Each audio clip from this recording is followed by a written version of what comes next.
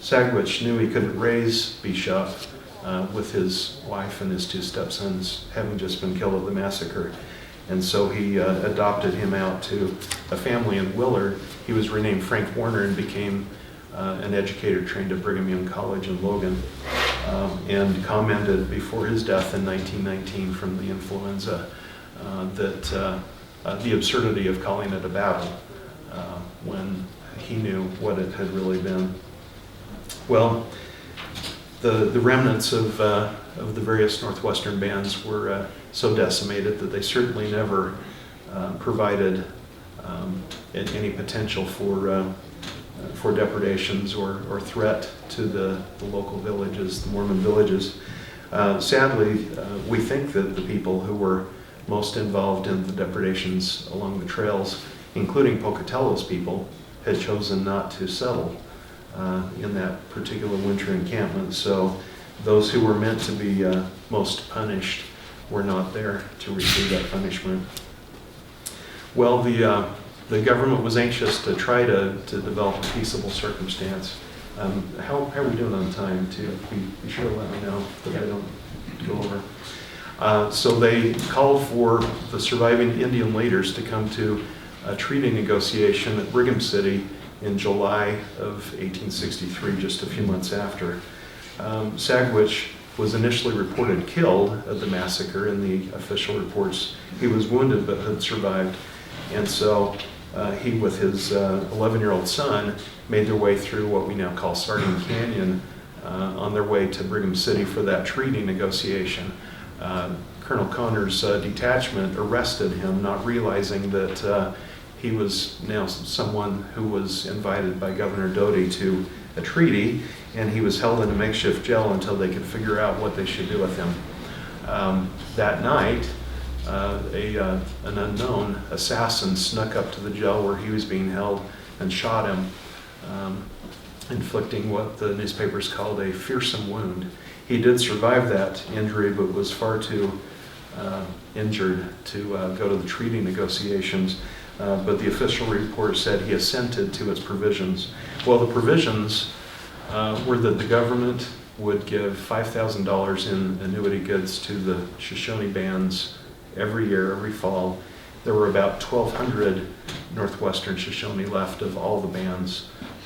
Bear Hunters was the most decimated. There were only estimated to be 7 people still living from Bear Hunters' entire band. That would have been 120 people just in his own band. So, and the Indians agreed to be peaceable and to never engage in depredations or in threatening ways. So the Shoshone still owned the land, they just had problems accessing it. And that meant that the Indians over the coming years had to be very clever in how they made a living, still as a hunting and gathering people in a world that was becoming so fenced and so restricted that some of the prime gathering spots were no longer available to them. We find accounts of the Indians hiring on as herdsmen for the white settlers. They would break horses. They were superb in all elements relating to horses. They would even hire on for a fee to do dances for community celebrations. So they were very clever. They found that they had to travel even more widely to try to bring enough food in for the starving winter months. Sagwitch and his people remained in Cache Valley most of the time, and as skirmishes came up, they would always seek him out to try to negotiate a peaceful resolution. In one event that I don't have time to share, in 1870, things could have turned very, very ugly with a mounted fight. The Shoshone would have attacked Mormon settlements. Sagwitch became aware of those plans and talked to Peter Mon, who was the bishop of Cache Valley. And Peter Mon wrote in a report to Brigham Young, "I consider Sagwitch the most reliable Indian in this region. He has been with us from this first settlement of this valley and has prevented a collision between us and the Indians several times. He positively refuses to join any party against the Mormons, and often he has made his noble speech to the other Indians." So really on various occasions, Sagwitch was the buffer that maintained a peace between the Shoshone, who still owned Cache Valley, and the people who were using it. They were hoping for those annuity goods, though, and the first year, 1863, they received about $5,000 worth. Never again was the amount, if distributed at all, anywhere close to that. And in fact, we have records for 1870. The amount of goods distributed was $1,039 worth. And in 1874, they got George Washington Hill to write a letter to the federal government on their behalf, and he wrote, "By request of the Northwestern Shoshone Indians, I send you this. They want to know whether there is going to be anybody to issue annuities and rations to them this winter or not. They complain that government is not doing according to treaty stipulations with them. They would like to have a small reservation laid out for them in their own country so they could have a chance to learn to sustain themselves. They think they should have $5,000 issued to them every year, and they're getting almost nothing. They are in a suffering condition and should have help from some source. Please answer that I may know what to say to them." And there is no letter of response in the National Archives collection. So the Indians had limited options. Sagwitch's people chose to affiliate with the group that had occupied their lands, and a series of circumstances that, again, I don't have time to share. He directed his entire band to be baptized as Mormons in May of 1873.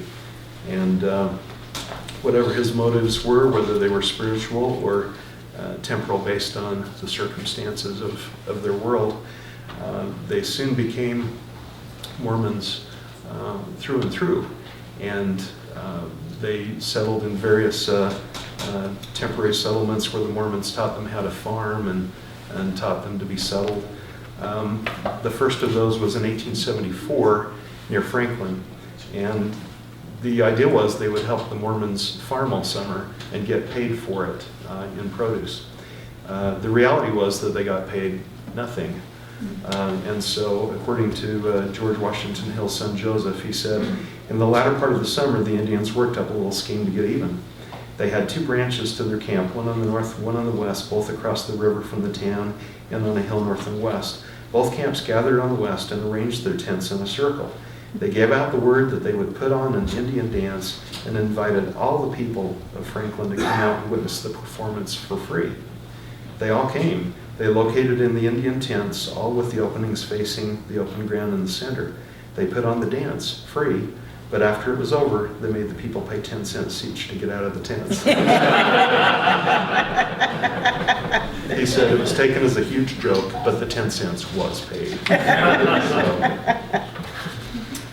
Eventually, they got to a spot near Corinne, which was a center of anti-Mormon sentiment, and had established a farm there, and were driven from that based on the paranoia of the people of Corinne, who were still thinking Mountain Meadows Massacre and wondering why the Mormons would have such an interest in the Indians. In fact, the newspapers in Corinne called it the Mormon pets, and feared that they were next to be annihilated. So they were able to get the government to come in and force them away, literally on what would have been the first day of the harvest of their crops.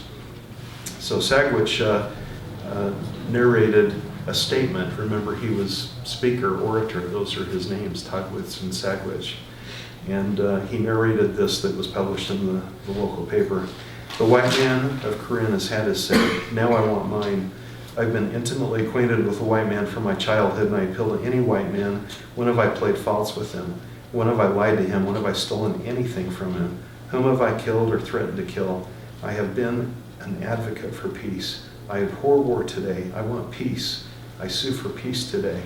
The white man roams the mountains all over, hunting for the gold and silver that belongs to the Indian. When have I interfered with him? The railroads pass through my country and have scared all the game away. Still, I've made no objection to this, nor do I want to. I want all men to have the privilege of doing as they like, undeterred, undisturbed, and make all the money they can. All I want is peace, and to be allowed to make a farm in a small portion of the country I've always lived in and still want to live in. My father's bones lie on this soil, and my mother's as well, and I claim the privilege of laying mine with theirs. I have always lived at peace and still want to, and lay down my bones in peace and leave peace for my children. That was the orator. Well, they remained affiliated with the church, which eventually established in 1879 a settlement for them that would be named Washakie. If you drive on I-15 just before you get to Idaho, you'll see a barn that says Washakie Sailors on the side. That used to be part of the settlement, which was mostly on the west side of I-15. And they remained there and established a ward. They helped build the Logan Temple, made an extraordinary donation to that. And as soon as the Logan Temple was completed, most of the Shoshone at Washakie had already gone to the endowment house for Mormon temple blessings. And so they went to the Logan Temple, not for themselves, but as proxy for their ancestors. And as I was telling Patty not too long ago, we have a wonderful original, the Washakie Ward Temple register, back when you had to keep your own records of temple work. And it shows, it took a full day to do an endowment. And so they would go for 4 days and they would do this ordinance work for their ancestors. So Sagwitch personally, although he was old and walked with great difficulty because of the injuries he had sustained through his life, acted as proxy in temple ordinances for his father Pini Netsa, his brother Sewahuchu Nankapun Mutse, and for his uncle Kwashiwatitsi Se. And it's right there in those ledgers. So the massacre changed everything for Sagwitch's people. It could never go back to what it was before. But because they had creative and clever leaders, and I would say especially Sagwitch, who could see a way for two very different peoples to occupy the same space, they had a future, and a future that was quite interesting.